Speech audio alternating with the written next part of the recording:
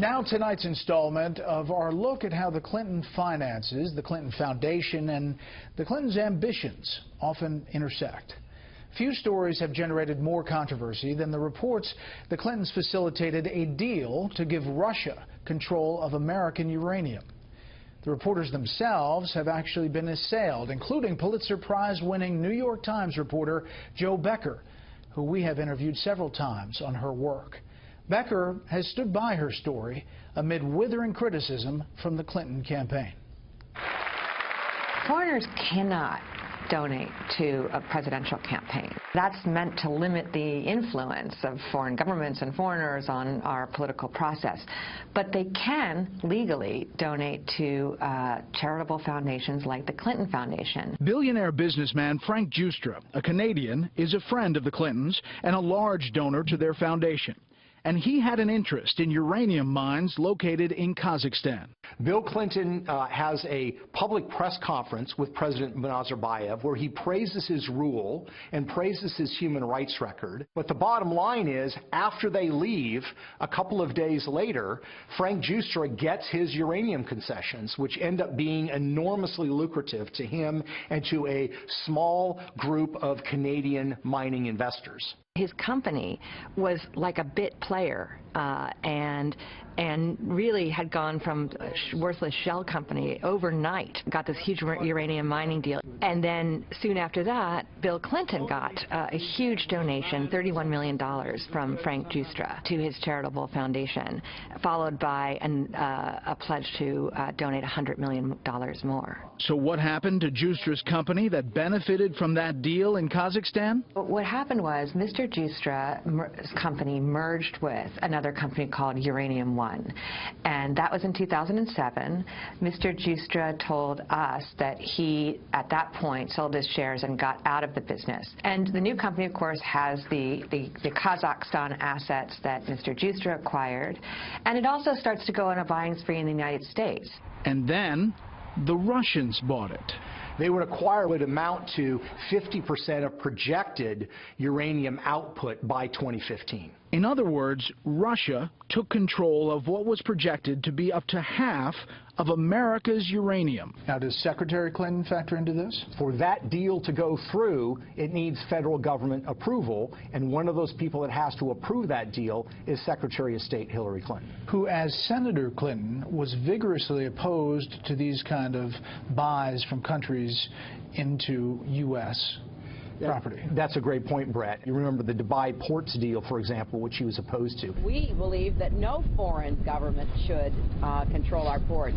In this particular case, we're talking about uranium.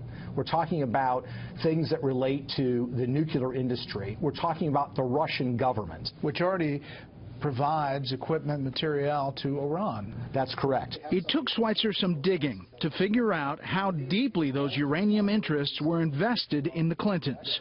So let's go to the Fernwood document. Well, Fernwood Foundation is an entity in Canada controlled by Ian Telfer, who ends up being the chairman of Uranium One, which is the Russian-owned uranium company. Ian Telfer, in 2007, made an individual contribution to the Clinton Foundation. They did disclose that. The problem is, based on Canadian tax records, in this particular case, made a payment of $250,000 to the Clinton-Giustra Sustainable Growth Initiative. They are required to disclose the donation. They failed to do that. This is a hidden contribution. And over the course of a couple of years, you're talking about more than $2 million from the Fernwood Foundation to the Clinton Foundation. When you actually go to the Clinton Foundation website itself on disclosures and type in Fernwood, you find no contributions listed whatsoever. When Mrs. Clinton became Secretary of State, she signed a memorandum of understanding with the Obama White House because they understood that having a Secretary of State whose husband is collecting money from various foreign interests could potentially pose conflicts of interest. And so they laid down certain rules. They said you can't take money from a foreign government.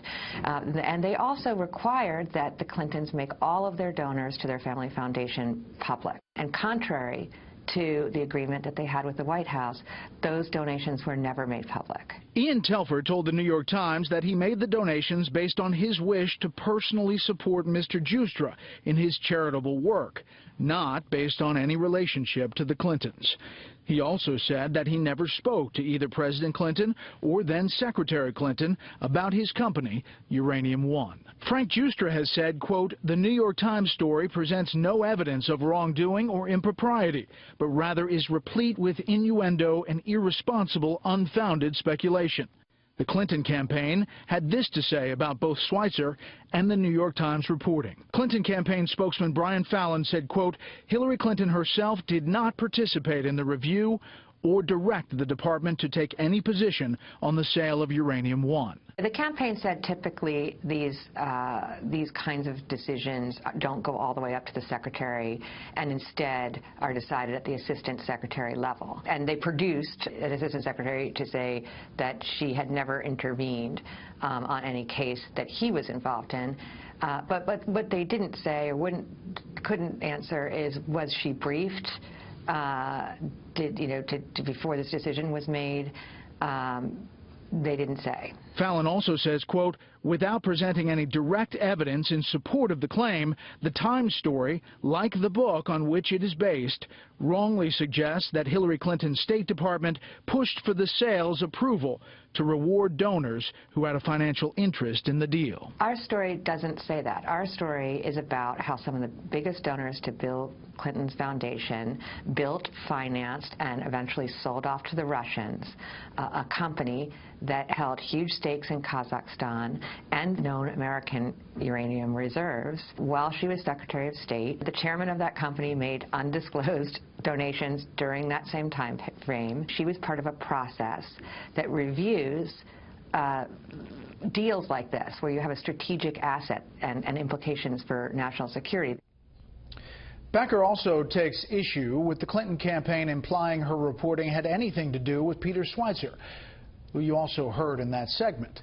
To the contrary, Becker says the Times did its own investigating and interviews for its report.